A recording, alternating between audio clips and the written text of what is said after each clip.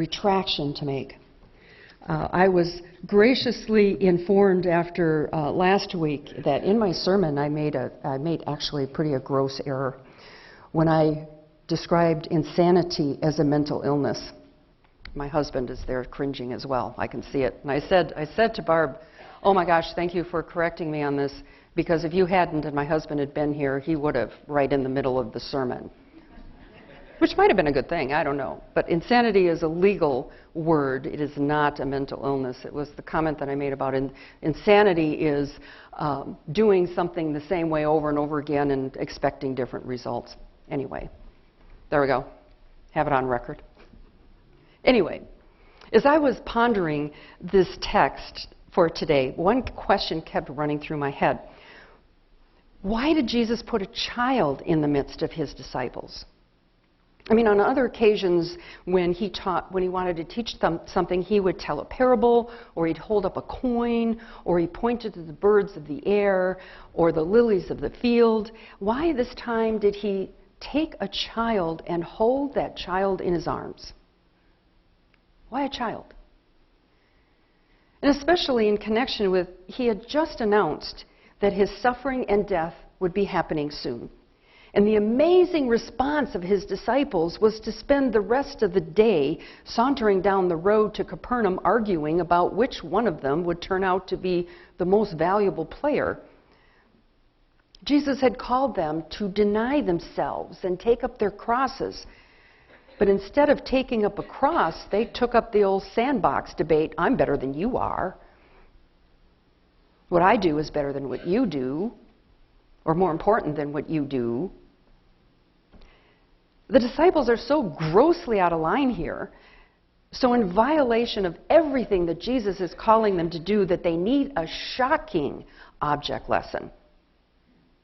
Here's a child, Jesus says, free of all your grown-up strutting and manipulating and plotting, he might be saying. Take this child as an example. Or maybe Jesus had another reason for putting the child in the middle of the disciples. Perhaps Jesus is teaching about kindness to the vulnerable and innocent, that the true path to greatness is being a servant. And what better way to be a servant than to care for children who cannot repay you for your efforts? This made me think of a 3rd century story about church life that deals with the question about what you should do if a needy stranger arrives unexpectedly at the church and there's no room for him at the table. And the answer is surprising in that story. Because if a destitute man or woman arrived unexpectedly, especially if that person was elderly, the bishop should give up his or her place at the table and sit on the ground. Because greatness in the kingdom of God is determined not by status or power or money, but by service. So maybe Jesus put the child in the midst of the disciples to teach them to serve those who can't repay them. But I still feel like I'm missing the point here. Because children in Jesus' day were not Gerber babies, sweet and cuddly, needing someone to care for them. A child in Jesus' day was no better than a slave, unimportant property, and was treated as such until that child became an adult. This gets closer, I think, to the heart of Jesus' action. When he put a child in their midst, even held that child in his arms, it was not because the child was cute and cuddly, like all our pictures of this story portray. Instead, it was precisely because in that culture, the child was unlovable, undesirable, socially unfit, a lowlife. When Jesus took a child and placed that child in the middle of the disciples arguing about who was the greatest, he was placing there just about the lowest form of life around in that culture. Children were important to no one. No one, that is, except Jesus. Jesus not only placed that child in the middle of his disciples, his chosen community, he took that child tenderly in his arms. What Jesus was teaching was not just kindness, but kindness directed toward those who never experience kindness in the world. Not just tenderness, but tenderness towards those who never feel a loving touch.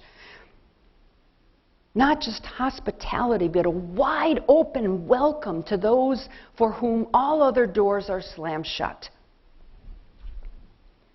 What is our attitude toward the children that Jesus places in our midst? And I'm not talking about children as we define them. What is our attitude toward those we would just as soon ignore? A young rabbinical student asked his rabbi, "Rabbi, why don't people see God today as they did in the old days?"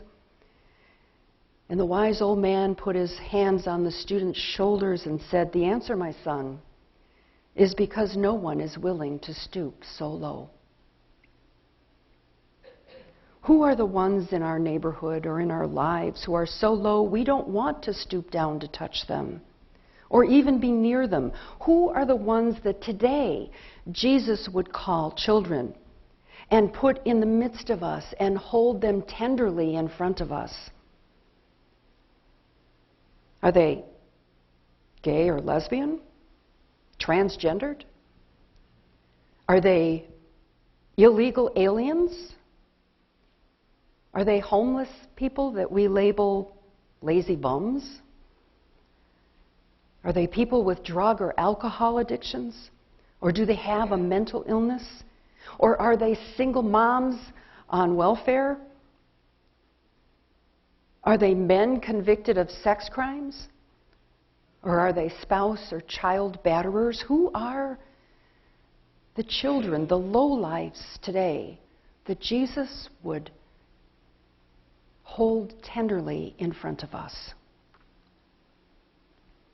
But there's one more truth to discover here. One more amazing, surprising action of Jesus. When the followers of Jesus stop arguing among themselves long enough to follow their servant master, when the followers of Jesus pick up their own crosses and show hospitality and kindness to the unlovely and the powerless and the outcasts of our world, they discover that they've not only received a stranger, but they have received Jesus himself.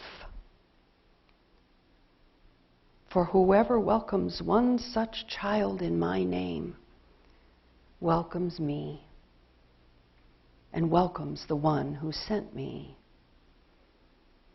May it be so. Amen.